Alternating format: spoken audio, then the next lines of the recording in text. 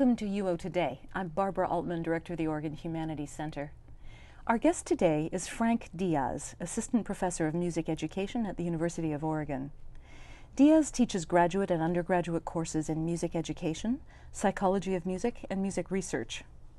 Diaz also serves as a member of the UO's Institute for Cognitive and Decision Sciences, and he chairs the Affective Response Special Research Interest Group for the National Association for Music Education. Diaz's research interests include the effects of mindfulness and attentional control on affective responses to music, psychophysiological responses during music teaching and performance, and musical memory. Frank, welcome to UO Today. Thanks for having me. You're at the start of your second year on campus. Correct. And we welcome you. Thanks. Happy to be here. I wanted to start by asking you, you're clearly steeped in music. All three of your degrees are music degrees in some way or another. You must be a musician, and I gather you're a trombone player, yes? I'm a trombonist, that's correct. Yeah. So have you been immersed in music since you were a little kid? Yes. Classical music, no. But music in general, yes. I was born in Cuba, and I had a lot of individuals in my family that were musicians, and I always kind of joked and say everybody that grows up in Havana is a musician one way or the other. So I was exposed to a lot of music as a kid, and not until much later did I decide that I would join the school band and play trombone, and got immersed in this wonderful world of classical music and jazz that I, up to that point, had not been very familiar with. So at least since middle school formally. But I've, of course, always had an interest in it, all the way from the days of playing the recorder in the elementary school ensemble to now. So, the trombone's a great crossover instrument. It allows you to play both the orchestral symphonic repertoire and jazz, right? That's correct, and it was one of the selling points for my mom, who enrolled me in band when I was in 7th grade, and I came home with an instrument called the euphonium. Which, if people don't know what that is, it's kind of like a tiny tuba, is what I like to say. No offense to any euphonium players. And she didn't know what it was. She kept calling it all sorts of things. And then she said, how about that thing, the thing with the slide? I like that. What do you call that? Trombone? I said, yeah, okay, I'll do that. And it happened to be the same mouthpiece and everything else. So I started playing the trombone, and it was great. We've had a great relationship since then. So well done. So, Frank, how did you end up deciding that you would work on affective response in music? You obviously have had a positive affective response to music for forever, right? But how did you end up in this particular research field? Of course, when you look in hindsight, you can always find some kind of meaning and pattern to something that happened 20 years ago or 15 years ago that connects you to what you do now. But I do think there were a few things that happened to me, both in high school and also later on when I was in getting my undergraduate degree, that sort of got me turned on to the idea of studying especially high peak emotions in response to music. So one of the very first things I think that happened to me that really got me interested in this, and I tell the story of the music education students who talk about, I still believe the number one reason that most people are involved in music.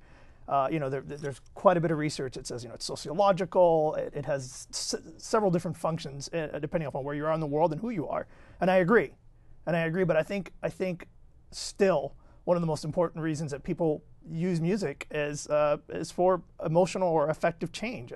So, of course, I think those two things are tied together. And as a kid, I was sitting in a symphonic band playing the trombone, and we were playing this piece by a pretty decent American band composer, Clifton Williams. It's called Dedicatory Overture. It's kind of what we call traditional sort of high school and college band literature. And in any case, I was sitting in the back with my trombone and kind of daydreaming as high school students do. And there was this incredible moment where sort of fanfare reappeared, and the percussionist right behind me crashed some cymbals. And even today, I kind of get a little emotional thinking about it. I don't know what happened to me, but I had this intensely emotional sort of reaction to this particular moment in the piece. And the best way I can describe it years later is almost a state of bliss. And I wasn't thinking about it actively. I was kind of almost in a very relaxed state and just kind of listening and being aware of my environment and my part and how it fit. And this cymbal crash kind of cued this. And I remember sitting there just being completely overwhelmed with joy and just thinking, I didn't know music could do this. I mean, I've had emotional responses to music like most people do. I like that. I like to listen to happy music when I'm happy, or sad, or reverse it when I want the other mood to happen. But nothing like this. This was not something normal. And in any case, so I had that experience, and I remember thinking to myself at that point in time, I think I wanted to be a psychologist, which is interesting. I think I've combined all the things I wanted to do now into something. But at the time, I just thought, this is amazing. I want to do this for the rest of my life. I want to be involved with this. And, you know, and it kind of stayed with me. And it never happened again. Well, it actually did, but it took many years for it to happen. And I kept chasing that experience. And anybody who's familiar with Maslow's work on peak experience, you go back to the 60s and you read about Maslow's peak experiences and these sort of intense phenomenological states of bliss, probably know something about this. People get it meditating, people do it rock climbing. You know, it's this intense affective experience. So in any case, it happened to me again. This time it happened to me at the Brevard Music Center. I was there one summer playing trombone. Again, I was on scholarship. I thought I was going to be an orchestral trombone player. That's what I wanted to do. And I still do a little bit of that. And I was sitting in the audience, and there were the festival orchestra was performing Beethoven's Seventh Symphony, and there's this part where the horns just pop out of the orchestra and play this sort of, you know, very declarative theme. And there it was again. I was sitting in this beautiful, in North Carolina near Asheville, and this beautiful camp site, basically, outdoor amphitheater. And I was just so moved, and I started to cry, which is basically what I do. And I don't know, something's wrong with me. You know, why does this keep happening? So I, at that point, decided, you know, I think I want to share this with people. You know, and at that time, I was kind of skirting the fence between, do I want to be a performer? Do I want to be an educator? Do I want to do both? And I thought, you know, I want to keep performing, but I definitely want to find a way to share this with people. And so I went to high school. I started teaching high school orchestra and band. I did that for many years in Florida and in Pennsylvania, and just would meet students that would have that kind of experience to music. And I finally just decided, sometime my last year of teaching high school, I said, I think I'm more interested at this point in my life in why people have that experience than even some of the musical things themselves. And so I enrolled in the PhD program at Florida State University, which happened to have an expert in that field, Clifford Madsen, who is an expert on empirical affective response and studies affective response from an empirical perspective. And you know, it was kind of a coincidence because he had been there for a long time, and I showed up and I got interested in this field, and he's been, you know, a sort of guiding light mentor for me since then. So that's a long story, but that's where I'm at with it. That's what kind of motivates me. That's a great story. And it does seem to indicate that you work at the intersection or the cusp of where music and cognitive psychology overlap, right? Yeah, I think more and more that's the case. You know, for a long time, music education, sort of as a field, it's such a broad field, and the research community in music education studies everything, from sociology, as you would expect, to personality, to cognitive science, especially perception and cognition in music. And my preparation at Florida State University was sort of as an empirical scientist, you know, empirical psychology, conducting experiments and learning about the field through there. Up to that point, I'd had no research training. And to be completely honest, I mean, I had a conducting degree. I was a trombonist, and much more of what I would call a humanist than anything else. I was just very involved in the arts in that way. I never thought about it as a field of study from an empirical perspective or a scientific perspective, although I thought that was kind of cool. And so, yeah, I think at this point, anyone who's involved in music education, at least from a perception, cognition perspective, has to overlap because there's so much going on that's interdisciplinary in nature. You know, Daniel Levitin, who's a University of Oregon graduate, looks at the same phenomena that a music educator would look at, maybe using slightly different terminology, maybe using slightly different, you know, sort of catchphrases, but we're looking at the same phenomena, which is, you know, this incredible sort of transcendent reaction that human beings have to patterns of sound. And so I think there is an intersection there. And I'm involved in those communities, sort of the education community and the psychology community, in some kind of weird, you know, way, both ways. So I just wanted to go back for a second to that phrase you used a couple of times earlier when you talked about high peak emotions. Mm-hmm. Is that what you just said, a transcendent experience of sorts? Yeah. And always a positive one? That's actually a great point. I think we've been trying to define as a field and as philosophers, I mean, for a long time, that transcendent experience. And people in religion sometimes refer to this as a numinous experience. You know, that sense of just, yeah, for lack of a better word, transcending normal human life, if you will, and the phenomenological experience of being involved in just the everyday sort of things. You know, you have this heightened sense of something. And I think for me, when I'm speaking about that experience, the peak experience, I'm speaking about something that's really out of the cusp of just general heightened emotion. You know, we can have emotional response, which is one thing. And in psychology, people typically, I mean, words change, but valence and arousal. Arousal, you're awake, you're physiologically awake, your attention is peaked. And valence, of course, is it good or bad? And I'm interested in the good side of that. The side that says every time I have this experience, it's defined as good. It's defined as something meaningful for us. Now, at the same time, I think part of the reason I'm interested in this is I don't think we have a really adequate vocabulary, especially in empirical research, to capture the just variety of terms that go with this state. People can talk about joy, they can talk about bliss, they can talk about transcendence, they can talk about all these different things. And I think in psychology, we'll typically call it happy. Or, and again, I think the field has changed quite a bit. Positive psychologists are doing quite a bit of work on things like meaning and flow, for example, and aesthetic response in a different way. But it is an uncharacteristically high-level peak experience. Cognitive, physiologically, emotionally, it is something that is way beyond your normal everyday experience that I think most of us have had at some point in relation to something. So let me ask you then, there's also got to be some overlap with the principles of meditation and arriving at a state of expanded consciousness. Is that another place where vocabularies overlap? More and more now. It's such an exciting time to be in this field because I think, I'll give credit to someone here, even at the University of Oregon, who did such great work. Michael Posner, one of our esteemed colleagues, years ago, mapped the attention system and basically, showed the world that it's not just a simple thing that William James was talking about. That the attention system has different functions, that it's literally mapped differently in the brain, and a lot of the individuals that studied Michael's work have gone on to build relationships and understandings between the idea of attention and emotion, which are two, inextricably wound concepts, I think. And so the idea of mindfulness or getting into a sort of meditation and those kinds of things appeals to me because I think one of the things that we've sort of lost the boat on in all of this, investigating emotional responses in music, et cetera, is that, first of all, there are very subtle states that need to be defined, more than just aesthetic experience or flow or happiness.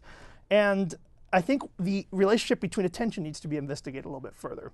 So the way I think about this is, most of us, when we talk about, for example, music education, we're always working on the thing that's outside.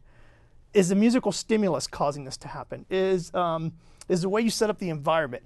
And I think often we forget that one of the most important aspects of interacting with anything in the world is your particular phenomenological state, your state of mind. And I don't know that psychology, at least not maybe in the last 20 years, has caught up with the idea that there are states of being that are much more subtle, advanced, complex than what we previously defined. I think, of course, Eastern philosophy has been talking about this for a while. I think there's certain Western philosophers that have talked about it that maybe have been shown it. We love Aristotle and Plato and kind of stop there, and the rest of them are just footnotes. And I think the idea that mindfulness, which is a field of study that basically looks at how you orient yourself to the world in terms of how you pay attention, has a lot to do with how we react to a stimulus, including a stimuli like music. So I'm interested in that because I feel that we're missing the boat in continuously changing the environment without changing the individual that's interacting with that environment. So with regard to attention systems then, you've used the term flow a couple of times. Can you define what flow is? I'll give it a shot. That's a hard one too, isn't it? It is difficult. I should probably give just a little bit of background on that idea. That the flow idea is sort of founded on some of the principles that Maslow talked about in the 1960s with the peak experience. It is, in a sense, a peak experience. Mikhail Csikszentmihalyi, who is the author, the psychologist that's well known for talking about flow, as the story goes, he was very interested in why people did things for no seemingly external reward. We're sort of moving away from the positivist, behavioral model to why would you do that if there's no token, if you will, at the end. And he started to interview people who had, in his view, no external reward for what they did, like rock climbers. What do? I climb the rock.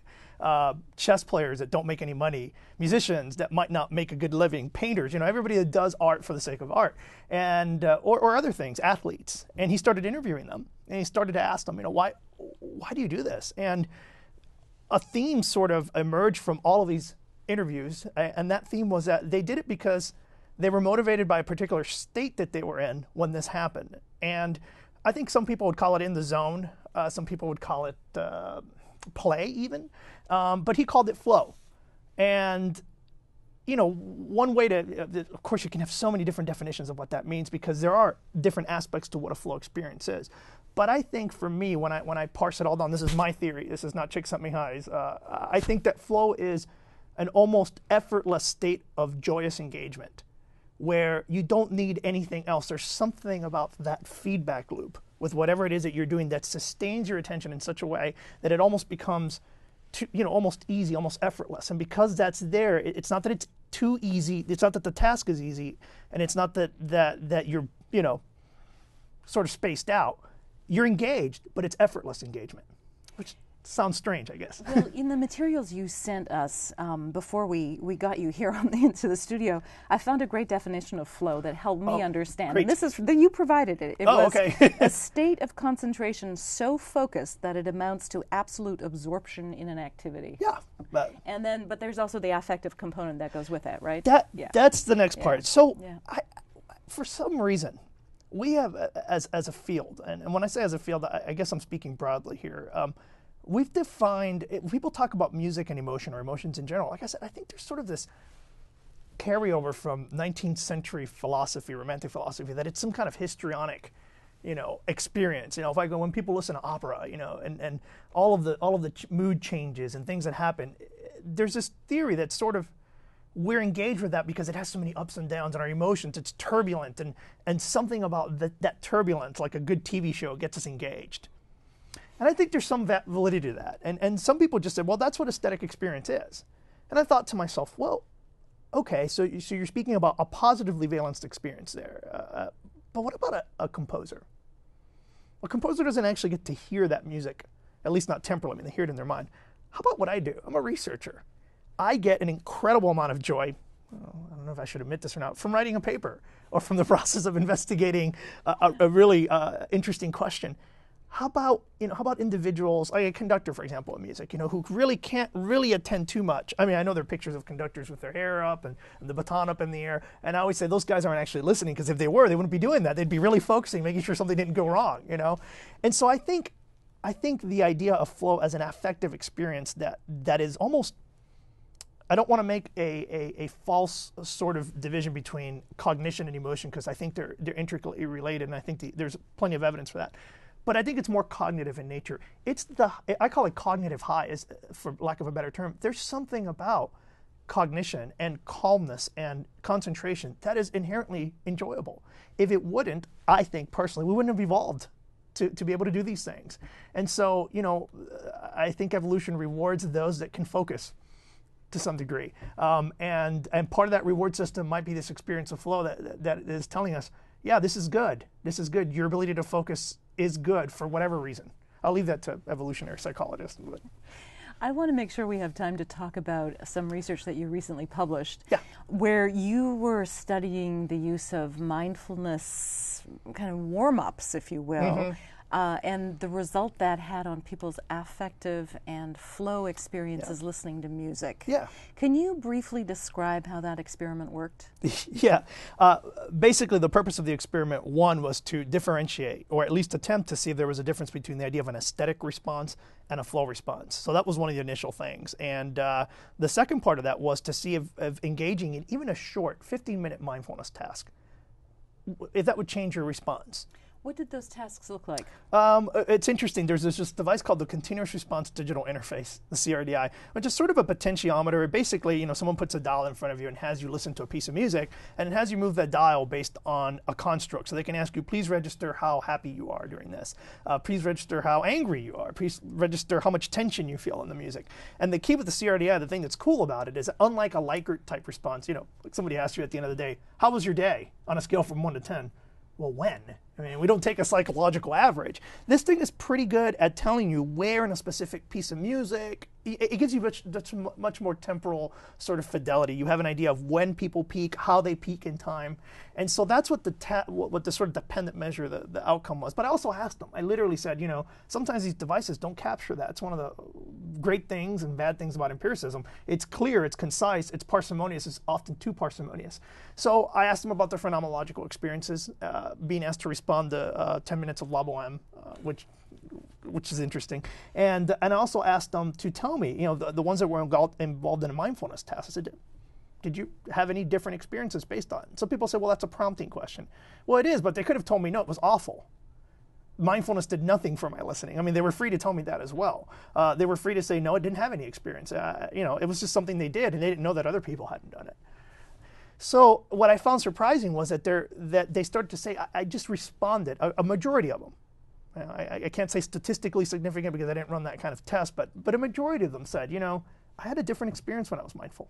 A very different. Different than they would typically have had. Than they would typically have had. So these are people who were used to listening to music. Correct. Had some self-awareness about their own reactions to it. Mm-hmm. Because you were very dependent upon the reliability of your subjects to correctly register their response. Correct. And the good thing about the CRDI is that it's been shown again and again and again to be a very reliable tool. And when we ask people to do it again, they typically respond almost identically they did the first time. There's a high level of correlation between the two responses.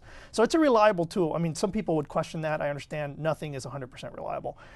But I was interested in the device gives me something, and there were things in the patterns that were different from things that had been done in the past. This experiment has been tried, by the way, several times, but with just the term aesthetic response. So I wanted to use flow, I wanted to add mindfulness, and what does this do? That part of it was interesting, but more interesting for me were just the responses from human beings where they said, what happened to me when I listened to music after being in that state? And the descriptions were just very interesting. They were, they listened, they heard things they didn't typically attend to, they responded in a different way. And the thing that was the weirdest to me is typically we ask them at the end, how long did your response last? And typically you'll say, a couple of arias. Nowhere in the literature up to that point had anybody ever said the entire 10.5-minute excerpt, except we found that. We found that I think about 12 subjects that were in the flow and mindfulness group basically had what I would explain like a 10.5-minute, cognitive orgasm. I mean, there's no other way to really put it. They were apparently just completely taken by this. No one in the other groups had that same experience. So that to me is very preliminary evidence. And again, very preliminary. I don't know that you can generalize. That tells me there's something to the way we attend the music that is almost as important as the music itself. And why aren't we looking at that? Why aren't we examining how people attend rather than what it is that they're attending to? How did you choose the mindfulness exercise that you put them through, and what did it look like? Well, I was looking in the literature. I needed to find something quick because as an educator, I'm thinking, well, if I'm going to do this with kids, it can't be 6 weeks of mindfulness training. I found evidence that even 15 minutes actually changes your attention enough that it registers on specific tests, including some of Professor Posner's sort of dependent measures. And so I went on the Duke mindfulness site and had sort of like a 15-minute little protocol of, where somebody actually spoke and guided you through a sort of somatic awareness experience thing. And that's what I used. I used that as a measure. We pilot tested a few beforehand. We found the best one. Some people were annoyed initially by the voice of the person. Some other people were like, well, this is just bothering me. But for some reason, this specific tape, everyone loved. They were like, yeah, I'm good with this. I can do this. So it was very non-distracting. It took all the spiritual elements out of it in a sense. It was very secular and sort of more of a somatic exercise, even though the principles, of course, are based on Buddhism and Hinduism. It didn't do any of that, what many of the other tapes did. So that's where we found it. Duke counseling site, I think, is what it was. Okay, so you got some pretty surprising results, and statistically it may not yet be incredible because your numbers had to be small, but you've got some anecdotal, I think so, qualitative evaluations that are important. Yeah. What are the potential consequences of this? What are the practical applications of it? Sure. I think, again, as an educator, teaching young people, teaching college students, teaching everyone how to listen is more than just saying listen for the melody, listen for the harmony, listen for the historical things. There's a state of listening, a sort of non-judgmental state where you're attending to something at a high level with decoupling it from reactivity where you listen differently. And so I think anecdotally, part of this, I used to have my students do yoga when I was a high school teacher, and that's where most of that evidence came from initially. They would say, I just listen differently when I do that. I want to do the yoga exercise first because I play differently when I do that. And in my head I kept thinking, gosh, no one's looked at this. And in some ways they have, And so I think the practical application is teaching mindfulness. I think will lead us to a different understanding of what it's like to listen to music and have a meaningful response to it. I think we take that for granted that everybody has a meaningful response, but I don't think that's often, I mean, some people have it as background, and that's great. But I mean, if we're talking about deep, meaningful experiences to any kind of art, not just romantic art, I think we need to investigate what the person brings to that. And I think mindfulness offers us a tool to help people with that. So 2 very quick comments. One is that you're definitely describing listening to music as an active process, not a passive process, right? Lovely, That's yes. one. And the other is you've also said that it can have useful, beneficial effects on performance. Yes. Do you do that yourself when you're playing the trombone? I did. I'm a longtime Zen meditator and a yoga aficionado. I don't do it as much anymore since I've been out here. So I definitely incorporated some of these principles into my own playing, into my own teaching. And so, I mean, they're there. And yeah, I do. I do add them to that, I think. And I think it's made a difference for me. I think it's made a difference for other people as well. Have you encountered any resistance on the part of your college students or your high school students? Not high school students, because maybe one occasion. I mean, I did grow up in a part of the country that taught in a part of the country was a little bit more conservative, religious, and I think there was a little bit of pushback. Out here, no, it's almost like it's passé. Oh yeah, you meditate. Okay, well, welcome to Eugene. So it's not that big a deal out here, but I think it is. I think looking at it empirically might be a little bit different than what people are used to. I think there's just this energy for people to find out different ways of exploring and interacting with the world. And I think it's perfectly fine now to look at it and say, you know, it's not just a hippie thing. It's not just a yoga person thing. It's a human thing. And we can call it whatever we want to call it, but it's something about us that perhaps we haven't tapped into as much. Frank, that's a great place to close, and I'm afraid we're out of time. That's great. Thank you so much. I'm going to follow this with great interest. Thank you very much. Thanks for having me. Okay. We've been speaking with Frank Diaz, Assistant Professor of Music Education at the University of Oregon. He's a member of the UO's Institute for Cognitive and Decision Sciences and chairs the Affective Response Special Research Interest Group for the National Association for Music Education. Thanks for watching, and we'll see you next time.